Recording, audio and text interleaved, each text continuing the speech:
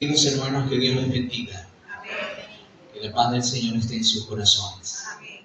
Que el Señor llene sus corazones de amor, de seguridad, de fe, de confianza en Él. Amén. En esta mañana queremos reflexionar en un pasaje maravilloso de las Sagradas Escrituras. Está en el libro de Hebreos, el capítulo 10, versos 23 al 25. Y mire cómo dice: mantengamos firmes sin fluctuar la profesión de nuestra esperanza, porque fiel es el que prometió. Amén. Estimulándonos los unos a los otros al amor y a las buenas obras, no dejando de congregarnos como algunos tienen por costumbre. Transcurría el año 1991, estaba abriendo obra nueva, la asociación entró en un plan de región nueva y este servidor fue enviado a Churuguara, estado Falcón, un pueblo que está anclado allí en la cordillera de San Luis, en la sierra de San Luis. En ese tiempo el gobierno daba una ayuda para las familias pobres en efectivo. La gente iba a los bancos y retiraba esa ayuda, pero como los bancos tenían una jornada laboral de lunes a viernes, el gobierno dictaminó que esa ayuda se daba los sábados. Y saben, era interesante porque estábamos allí no había obra, no había iglesia, y estábamos trabajando e invitábamos a las personas para asistir al culto de los sábados. Y ellos alegaban cualquier cantidad de excusas para no asistir el sábado al culto. Pero bien interesante porque los sábados, cuando se daba esa ayuda, yo vivía yo no sé si era el único edificio que había en ese pueblo, en la planta alta, en el segundo piso. Y en la parte de abajo estaba el Banco Venezuela. Y yo podía escuchar a la gente desde las 3, 4 de la mañana, el cuchicheo, el movimiento, la cola para recibir esa ayuda que daba el Estado. También recuerdo en esos años el evangelismo. Bueno, y también se mantuvo por muchos años. Cuando uno venía a una campaña, venía aquel poco de gente, hiciera una campaña distrital o de las asociaciones, la gente llegaba en autobuses, en camiones, el estadio, el polideportivo, el lugar de reuniones, o el centro de convenciones, se saturaba de gente. Hoy día hasta los evangelistas famosos internacionales, uno va o uno ve y eso no tiene casi gente, hermanos. ¿Qué ha pasado? ¿Por qué la gente casi no le gusta? ¿O por qué muchos no se congregan? ¿Han perdido el interés? ¿Han perdido el amor? ¿O les está pasando como aquel enamorado que le manda un mensaje a su novia? Mi amor, por ti cruzaría los ríos, por ti escalaría montañas, por ti nadaría los océanos para ir a verte. Eres el amor de mi vida, la razón de mi existencia. Bueno, y termina su poema y sus versos de amor a su chica.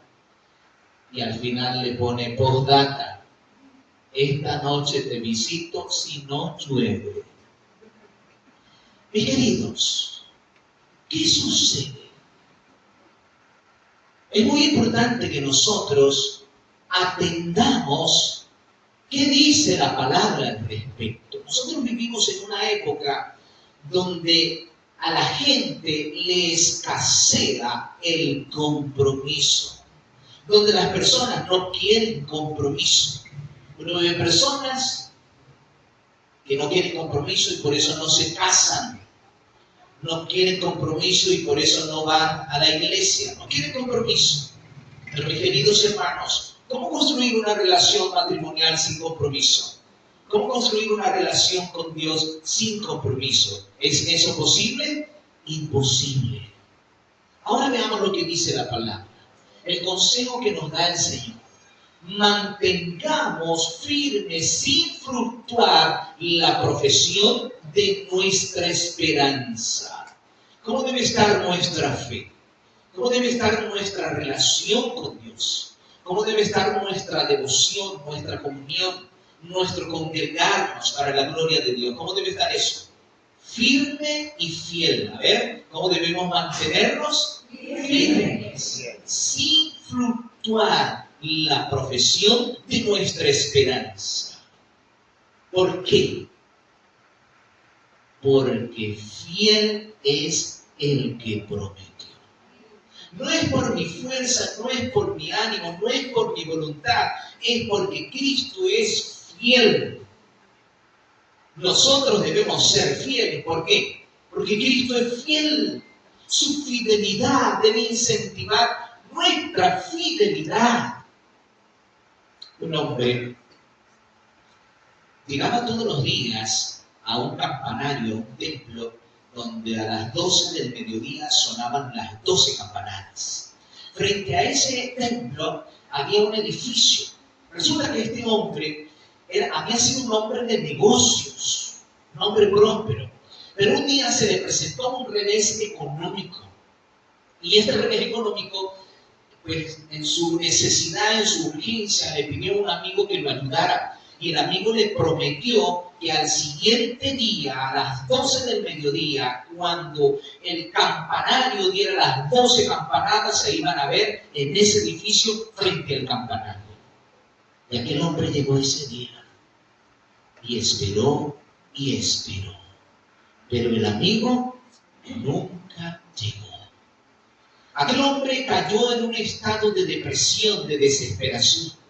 Y todos los días venía al mediodía a ese campanario y se quedaba 5, 10, 15, 20 minutos, media hora. Y después se marchaba triste, apesadumbrado. El hombre, en su desesperación por la falta de cumplimiento de la promesa de su amigo, había perdido la cordura, la razón. Y llegó a anciano y todos los días llegaba a ese campanario a las 12 y se iba media hora después, arrastrando sus pies hasta que ya no pudo caminar. Su amigo nunca cumplió su promesa. Pero alabado sea Cristo Jesús, porque Él sí cumple sus promesas. Él cumple. ¿Por qué nosotros debemos mantenernos fieles? A ver, hermanos, ¿por qué debemos mantener sin fluctuar la profesión de nuestra esperanza? Lo que creemos, lo que profesamos. ¿Por qué? Porque Él es fiel. Porque fiel es el que prometió. Pero suele haber un problema. La mayoría de nosotros, la mayoría de los creyentes cristianos, suelen llevar una religión sentimental. A ver, ¿cómo es la religión que lleva la mayoría? Sentimental. Si están contentos, si están felices, si tienen unos 12 o 10 dígitos en la cuenta, si los bonos están llegando y fluyendo, si la remesa llega de Argentina, de Chile, de Perú o de Estados Unidos mejor, ¿cómo estamos? Felices, estamos bien, gloria a Dios, alabado sea el Señor. Nos estamos guiando, ¿por qué cosa? Por sentimientos. Pero hermanos, los sentimientos son cambiables. ¿Cómo son los sentimientos? ¿Cómo son las emociones? Cambiables. Porque hoy estamos bien, pero puede venirnos un revés, puede venirnos el desastre, puede llegarnos el desempleo, puede llegarnos el divorcio, puede llegarnos el problema, puede venir la enfermedad, podemos quedarnos sin dinero, a lo mejor no llega la remesa, los números en la cuenta bajan y estamos apretados. Y entonces, ¿qué pasa? ¿Cómo nos sentimos? ¿Cómo se siente usted cuando llega el problema?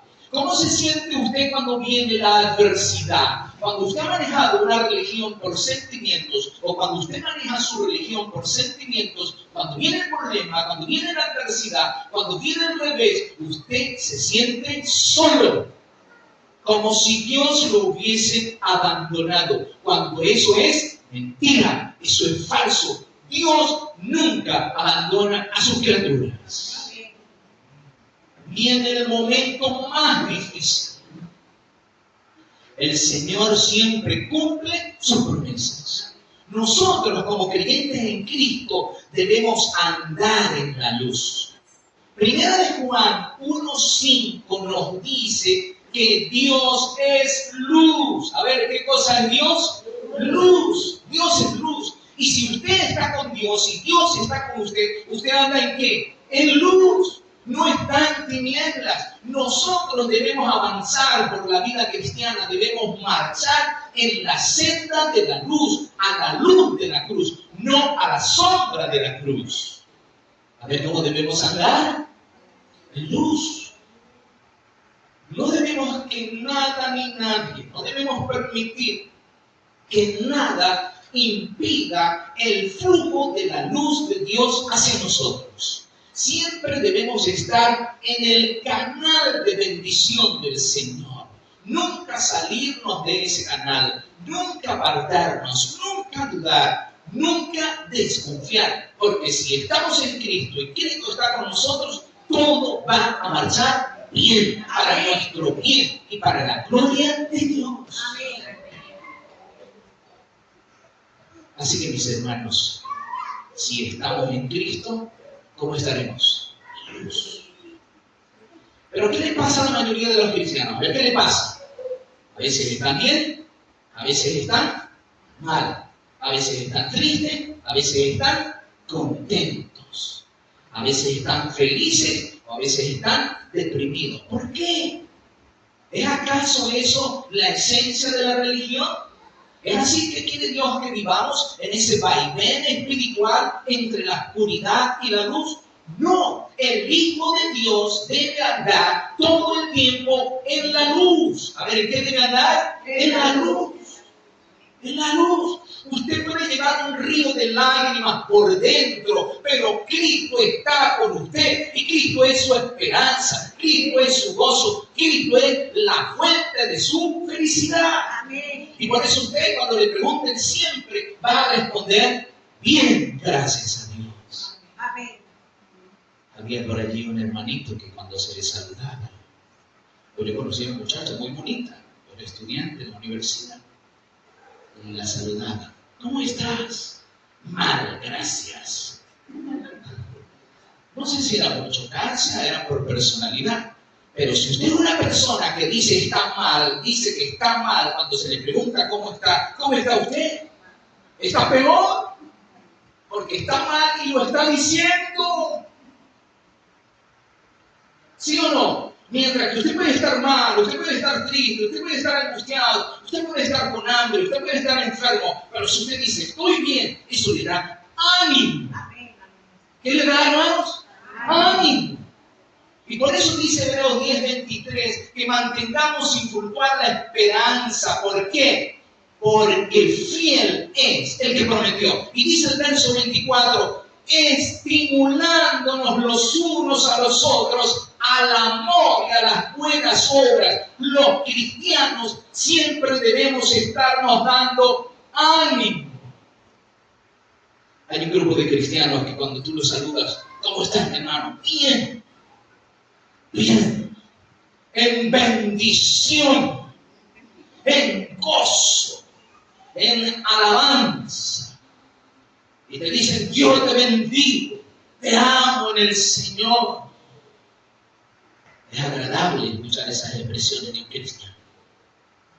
¿Cómo debe expresarse un cristiano? Siempre con la confianza y la seguridad que Dios está a su lado.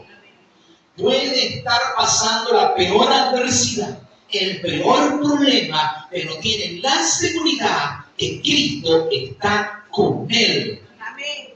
En la buena y en la mala. ¿De acuerdo? Hermano, no importa lo que el día nos traiga o lo que el tiempo nos traiga, nosotros debemos enfrentarlo con la confianza que no estamos solos. Como creyentes en Cristo, debemos ser personas que siempre debemos estar trabajando para darle ánimo a los demás. En mi trabajo, en mi ministerio, en muchas ocasiones he tenido que ministrar a personas enfermas y personas que él sabe y yo sé y todos saben que va a morir. Y uno tiene que ministrarlo para darle ánimo, para darle fe, para darle esperanza. Porque eso es lo que nos ofrece Cristo. Y para eso estamos los cristianos, para darle ánimo a todas las personas que se relacionen con nosotros. Amén. Usted puede estar con una persona que está muriendo, pero usted le puede brindar la certeza y la seguridad que muere si le toca en la esperanza. Porque la muerte no es el fin de todo, porque pronto viene el día en que todos hemos de ver a Cristo viniendo en gloria. Apocalipsis 1:7 nos dice, he aquí que vienen con las nubes y todo ojo le verá. Cristo viene pronto. Ahora, el verso 25 de Hebreos 10. Hebreos 10:25 nos dice, no dejando de congregarnos, como algunos tienen por costumbre. No dejando de. El pastor Billy Sunday estaba predicando y cuando terminó el culto, un joven se le acercó y le dijo, pastor, para ser salvo tengo que pertenecer a la iglesia, asistir a la iglesia. Ustedes saben que hay mucha gente que creen o quieren creer que no necesitan asistir a una iglesia para ser salvo. Y este joven le dijo que él creía que él no necesitaba pertenecer a una iglesia o asistir a una iglesia para salvarse. Y entonces el pastor le dice, sí. Pero mira una cosa, si tú quieres ir a Europa, tú puedes llegar a la playa del Atlántico y lanzarte e irte nadando a Europa. Pero es más sensato tomar un barco o un avión para viajar a Europa. ¿Se puede ir o no se puede ir nadando? Claro que sí se puede ir nadando. El asunto es saber si llega. Si no se lo almuerza unos tiburones. O no consigue alguna otra adversidad que le impida llegar. Más sensato es abordar el barco. El Señor creó la iglesia para que la gente se salve. Así como el arca de Noé. ¿Para qué existía el arca de Noé? Para que la gente entrara y se salvara. La iglesia es hoy el arca de Noé. Necesitamos la iglesia. No dejando de congregarnos, dice el pasaje, como algunos tienen por costumbre. El pastor Charles Spurgeon, un caballero se le acerca y le dice, oye pastor, me gusta cómo predicas, me gusta tu iglesia, sí, una iglesia bonita, una iglesia atractiva, pero lo que pasa es que en tu iglesia hay unos individuos que, yo no sé si a eso se le puede llamar cristiano, yo de verdad, yo ando buscando una iglesia para pertenecer, pero estoy buscando una iglesia perfecta. El pastor se queda mirándolo y le dice, mira, interesante, pero si algún día encuentras la iglesia perfecta, por favor, no vayas a pertenecer a esa iglesia. ¿Y por qué? Porque el día que tú consigas la iglesia perfecta y te metas en la iglesia perfecta, vas a echar a perder la iglesia. Y no es justo que tú destruyas una iglesia perfecta. El hombre se incomodó un poco. Hay mucha gente así, que juzgan a los que están dentro de la iglesia, condenan y señalan a los que están dentro de la iglesia luchando, y dice que no van a entrar con los que están adentro, son imperfectos. Nosotros no debemos mirar los defectos de las personas, ni contemplar a pecadores. Tenemos que contemplar al Cristo Todopoderoso que murió por nosotros en la cruz del Calvario. Él es el Salvador, Él es el modelo perfecto, no otro pecador. Ahí es que hay que contemplar. Así que el cristiano debe andar siempre en la luz, como dice Proverbios 4:18. ¿Qué dice Proverbios 4:18? Mas la senda del justo es como la luz de la aurora, que va en aumento hasta que el día es perfecto. Hermanos, ya nosotros, si hasta este momento éramos creyentes que deambulábamos entre la luz y las tinieblas, ahora entendamos en forma definitiva en nuestra experiencia que los cristianos siempre andamos en la luz. ¿En qué andamos? En la luz. Porque Dios es luz. El que tiene al Hijo tiene la vida. Así lo dice la palabra. Así que nosotros debemos andar en luz. Otra cosa, hermanos. Estamos en el verso 25 de Hebreos 10. No dejando de congregarnos, como algunos tienen por costumbre. Debemos hacer todo de nuestra parte para no perdernos el privilegio de asociarnos a otros creyentes. Alabado sea el Señor. Hay bendición, hermanos, en el congregarse. Hay bendición para nosotros. Miren, hay países donde los hermanos no se pueden congregar, donde está prohibido congregarse, donde personas que consigan congregados paran en la cárcel o inclusive pueden perder la vida por estar adorando a otro Dios que no es el Dios de la nación, por tener otra religión que no es la religión de su país. Si nosotros viviéramos en un país donde está prohibido hacerlo, donde no pudiéramos reunirnos, donde no pudiéramos congregarnos, Dios enviaría a ángeles para que nos acompañaran en nuestra reunión, en nuestro hogar o con nuestros hermanos y vecinos. El Señor enviaría ángeles para que lleven luz a nosotros. Pero ese no es nuestro caso. Estamos libres para congregarnos. ¿Saben ustedes que ahí en ese banco donde la gente iba a buscar la ayuda económica? Churubara es un pueblo anclado en la sierra. Y ahí cerca hay mucho caserío, mucho pueblo, mucha aldea. Mucha de esa gente, ¿de dónde venía? Del monte, de las montañas, de los pueblos vecinos. Hacían un gran sacrificio. No sé si se quedaban con algún familiar en la noche del pueblo para poder estar en el banco bien temprano. Madrugaban para entrar al banco y recibir la bendición material. Nosotros debemos esperarnos a hacer sacrificios de ser necesario para no perder la bendición espiritual de congregarnos con otros hermanos nuestros. Miren, ¿cómo es que Dios le habla a su pueblo? Por los signos, a ver cómo nos habla Dios. Por los signos, por las oraciones, por los testimonios, por la adoración, por la comunión con nuestros hermanos y por la palabra que se predica en la iglesia.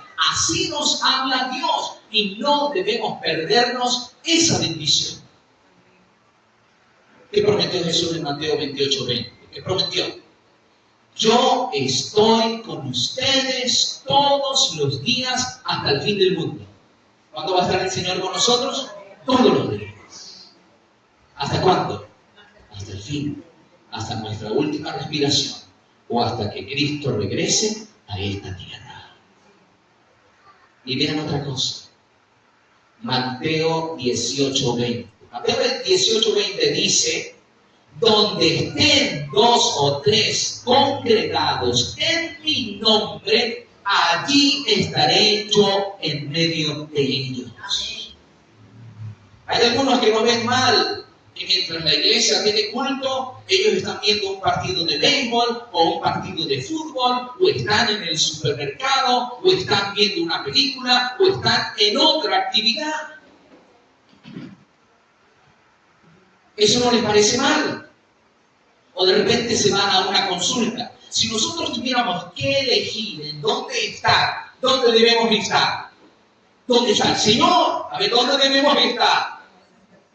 ¿Y qué dice Mateo 18:20? Donde estén 2 o 3 reunidos en mi nombre, allí estaré yo en medio de ellos. Mis hermanos, yo sé que la pandemia ha cambiado todo, el transporte, el costo de la gasolina, las distancias. Pero si no podemos venir a esta iglesia, nos congregamos en nuestra allí con los hermanos que vivan cerca de nuestro hogar o en la iglesia más cercana a nuestro domicilio.